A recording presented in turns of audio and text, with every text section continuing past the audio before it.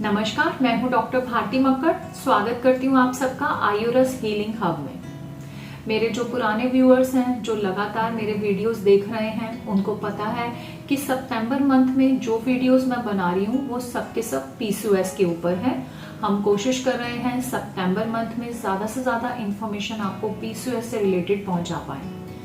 इसी सीरीज को कंटिन्यू रखते हुए आज के एपिसोड में मैं आपको बताऊंगी कि पीसीओएस रिलेटेड कंडीशंस में क्या खाना चाहिए और क्या नहीं खाना चाहिए, किस तरह की डाइट का चुनाव करना चाहिए या उस डाइट के क्या ऑब्जेक्टिव्स होने चाहिए। सबसे पहले मैं बताती हूँ कि पीसीओएस में जो भी हम डाइट सिलेक्ट करेंगे उसके क्या ऑब्जेक्टिव्स हैं या उनसे हमें क्या हासिल होगा। तो नंबर 1 इसमें जो आता है, हमें ऐसी डाइट चूज करनी चाहिए जिससे हमें भरपूर मात्रा में न्यूट्रिशन मिले। नंबर 2 पे जो बात बताना चाहूंगी, डाइट ऐसी होनी चाहिए जो इंसुलिन रेजिस्टेंस को कम कर सके। इंसुलिन रेजिस्टेंस जो है वो उसका पीसीओएस के साथ गहरा संबंध है। इंसुलिन रेजिस्टेंस का कम होना जरूरी है। नंबर 3, डाइट जो हो वो एंटी इंफ्लामेटरी होनी चाहिए, यानी कि इंफ्लामेशन को कम करने वाली होनी चाहिए, सूजन को दूर करने वाली होनी चाहिए। नंबर 4, डाइट वजन कम करने वाली होनी चाहिए। हमारे को मोटापा कम करना होता है पीसीओएस में, इसलिए जो भी हम डाइट का चुनाव करेंगे उससे आपका वजन जो है वो कम होता चला जाएगा। नेक्स्ट जो मैं बताना चाहूंगी वो ये कि डाइट इस तरह की होनी चाहिए जिसकी वजह से पीसीओएस के बाकी सिम्टम्स में भी आराम आए। तो आज मैं आपसे एक ऐसी डाइट शेयर करूंगी जो इन सभी ऑब्जेक्टिव्स को पूरा करेगी।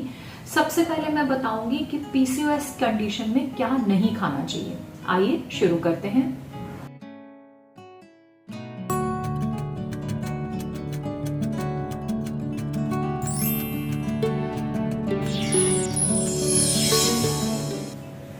पीसीओएस में क्या खाना चाहिए या क्या नहीं खाना चाहिए या डाइट का क्या लॉजिक होना चाहिए, ये समझने के लिए इंसुलिन रेजिस्टेंस को समझना जरूरी है। तो जो व्यूअर्स नए हैं, जिन्होंने मेरा पहला एपिसोड इंसुलिन रेजिस्टेंस पे नहीं देखा है, वो इस एपिसोड से पहले उसे जरूर देखें। इंसुलिन रेजिस्टेंस का मतलब होता है कि हमारी बॉडी इंसुलिन के सिग्नल को एक्सेप्ट नहीं कर रही है, इंसुलिन काम नहीं कर पाता है। तो हमें खाना ऐसा खाना चाहिए जिससे पचाने के लिए या जिसे मेटाबोलाइज करने के लिए बहुत ज्यादा इंसुलिन की जरूरत ना हो। क्या है कि कुछ फूड आइटम्स ऐसे होते हैं जिसे खाने से डाइजेशन के बाद हमारे ब्लड में फौरन ग्लूकोज की मात्रा बढ़ती है। जब इस तरह होता है तो इंसुलिन भी ज्यादा चाहिए होता है और इस कंडीशन को हम बोलते हैं इंसुलिन स्पाइक्स।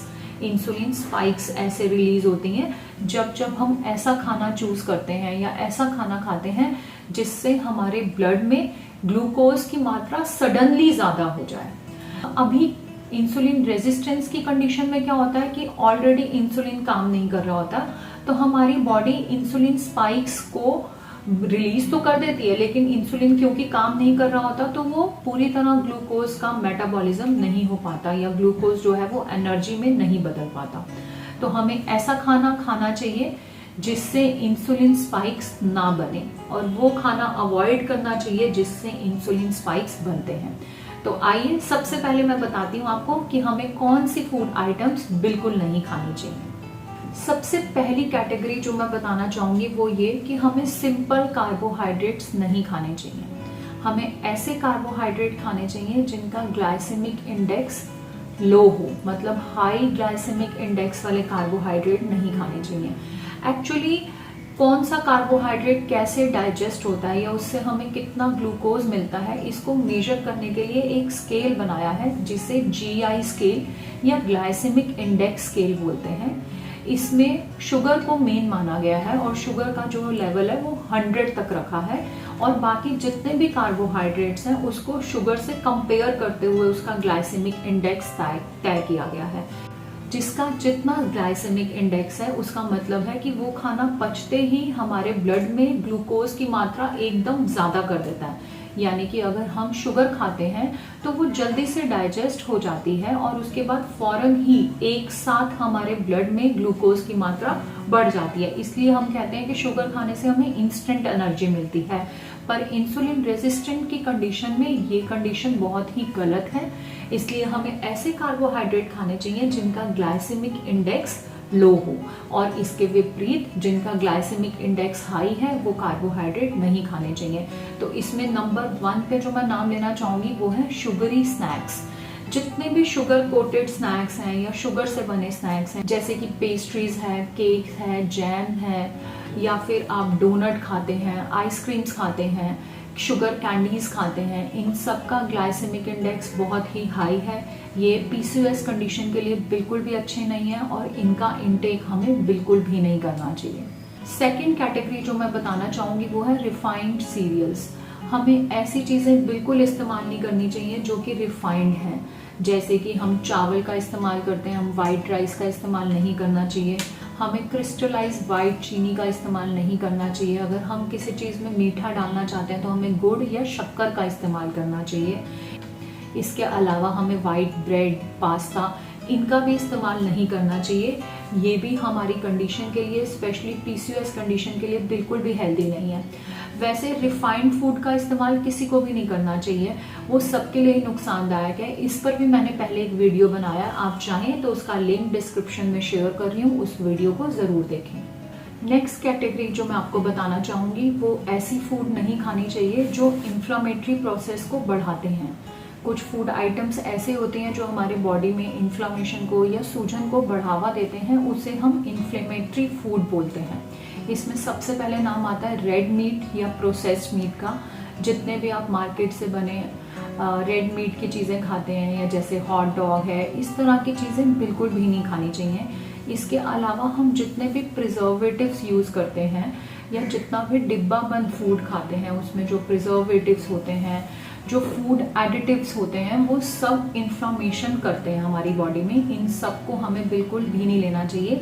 पीसीओएस अगर आपको है या आपको लगता है कि आपको हो सकता है, तो आपको बाहर का खाना, जो कि स्पेशली पैकेट बंद, डिब्बा बंद फूड आइटम्स हैं, उनका चुनाव बिल्कुल भी नहीं करना चाहिए। नेक्स्ट जो इसमें मैं बताना चाहूँगी, अल्कोहल यानी कि शराब जो है वो भी इन्फ्लामेशन को हमारी बॉडी में बढ़ाती है, उसको भी नहीं लेना चाहिए। और साथ ही साथ रिफाइंड ग्रेन्स भी इन्फ्लामेशन करते हैं, जिनको मैं पहले ही बता चुकी हूँ, उनका इस्तेमाल नहीं करना चाहिए। नेक्स्ट कैटेगरी इसमें जो मैं मेंशन करना चाहूँगी वो है डेयरी, यानी कि क्या दूध और दूध से बनी चीज़ें लेनी चाहिए। आप थोड़ी मात्रा में दूध या दूध से बनी चीज़ें ले सकते हैं, पर कुछ चीज़ों का ध्यान रखना बहुत ज़रूरी है।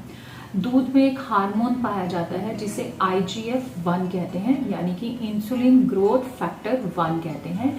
ये हार्मोन जो है ये एंड्रोजन्स को बढ़ाता है, यानी कि मेल हार्मोन्स को फीमेल बॉडी में बढ़ाता है, जो कि पीसीओएस की कंडीशन को और ख़राब कर देते हैं।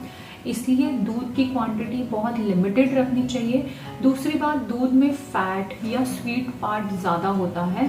अगर आप दूध लेना भी चाहते हैं तो आपको डबल टोन दूध लेना चाहिए, या अगर आप किसी ऐसी जगह रहते हैं जहां आपको गाय का दूध मिल सकता है तो वो बहुत बढ़िया है, आपको गाय का दूध ले सकते हैं। वो फैट, उसमें जो फैट का रेशो है वो कम होता है, पर भैंस का दूध आपको नहीं लेना है। इसी तरह भैंस के दूध से बनी चीज़ों को भी आपको नहीं लेना चाहिए। नेक्स्ट कैटेगरी जो यहाँ पे मैं मेंशन करना चाहूँगी वो है रिफाइंड ऑयल या ऐसी चीज़ें जो ट्रांस फैट हों। आपको रिफाइंड ऑयल्स का इस्तेमाल बिल्कुल नहीं करना चाहिए, इसलिए तली हुई चीज़ों को बिल्कुल छोड़ देना चाहिए। अगर आप घर में तेल का इस्तेमाल करते हैं तो आप सरसों का तेल थोड़ी मात्रा में या प्योर देसी घी का इस्तेमाल कर सकते हैं, लेकिन आपको रिफाइंड चीज़ें या तला हुआ खाना बिल्कुल भी नहीं खाना चाहिए। ये पीसीओएस की कंडीशन को और ज़्यादा वर्सन कर देता है, ख़राब कर देता है। इसी तरह आपको फास्ट फूड, जितने भी बाज़ार में मैदे की चीज़ें मिलती हैं, उन सबको पहले बेक किया जाता है, तब भी उसमें तेल का इस्तेमाल किया जाता है। अगर फ्राई किया जाता है तो तेल का डायरेक्ट इस्तेमाल हो ही रहा है। तो आपको बाहर की चीज़ें इस तरह से नहीं खानी चाहिए। नेक्स्ट कैटेगरी इसमें जो मैं बताना चाहूँगी वो है जितने भी एनर्जी ड्रिंक्स हैं। आजकल मार्केट में एनर्जी ड्रिंक के नाम से बहुत सारी चीज़ें मिल रही हैं जिनका बेस ज़्यादातर शुगर या ग्लूकोज ही होता है। ये एनर्जी ड्रिंक बहुत ज़्यादा नुकसान करते हैं पीसीओएस की कंडीशन में।